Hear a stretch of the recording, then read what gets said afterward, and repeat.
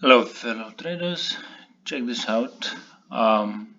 It's probably be a tiny trade, maybe few days, but the returns can be nice. It's for natural gas. If we close today 1544, I can see we touched the daily bearish panic cycle today, direction change today, indicators turning up, and might see a nice trade until the 22nd.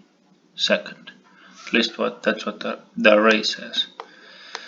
Unfortunately, I cannot post the arrays here because it's not mine, but I hint on them.